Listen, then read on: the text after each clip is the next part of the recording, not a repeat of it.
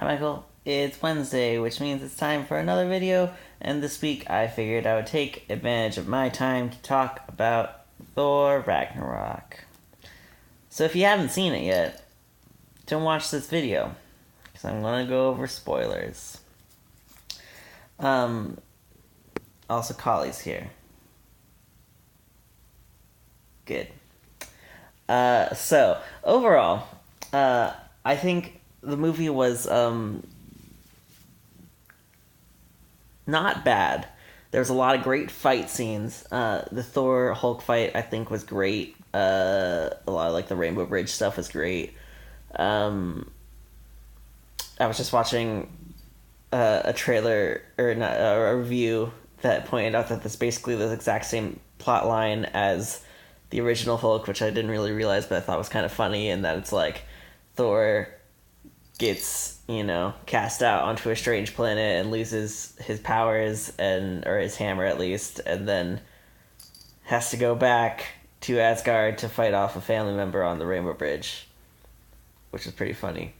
But anyways, I think the first 15 minutes, it felt like they kind of were like, here's all of the plot line that we've been setting up, and now we're just going to get through that and go on to the real movie we want to talk about, which I thought was kind of like a fuck you. I think we set up Loki's posing as Odin, and we don't even know where Odin is, and Thor has been having these visions of the end of the world happening, and he's trying to find out what's going on. And, I don't know, I think they tried to set up a lot more of that, and then it's we're just going to go meet Doctor Strange for 5 minutes, and he's going to point us in the right direction, and that's all good. All Doctor Strange is going to do also, he's not going to be actually in the movie in any real sense other than for a quick laugh. And then Odin's going to be like, yeah, you have a sister, okay, dying now, bye. Which, I don't know, it felt really rushed, and it was they just skipped over, I think, a lot more of the build-up, and also, like Josie pointed out, I think just the relationship of Hela and the other brother is really just was not explored at all.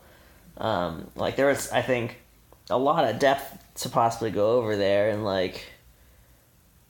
even just the reaction of oh, I have a sister you never told me about, at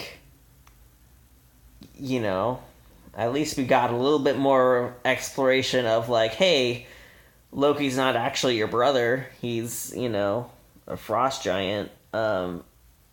So, I think a little bit more of, what's, who is Hela, and where even has she been, and all of these things. I wish we could have gotten more of that. Also, maybe just a little bit more of, a moral, hey, I need to kill my sister to save Asgard. Any of that, But it felt really abandoned. Overall, I think the movie, it just felt like it was trying really hard to be funny, and there were some really solid laughs and stuff in there. It wasn't bad, but it just felt like it was trying so hard, and a lot of times I just really wasn't into it. I think the Thor movies have always been kind of off with humor. The first one was very kind of slapstick of oh, here's this alien and he's on Earth, and oh, it's so weird. But I don't know. I think I enjoyed the humor, at least in the first one, slightly more than this, where it felt, I don't know, it just felt really forced at times.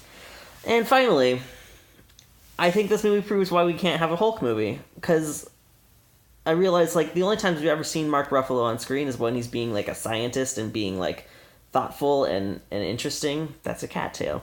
But in this movie, every time I saw Mark Ruffalo, I just really wasn't interested in it. His whole, anxiety attack, which is, totally justified, but, it just wasn't very good, I think, on Sakaar. And then, also, all of the Hulk dialogue was just, again, funny and, I think to character in ways, but it felt really uncomfortable the whole time to watch. Anyways, those are my thoughts. Let me know what you think. I'm over 5, so I need to go. Okay, I love you. Bye.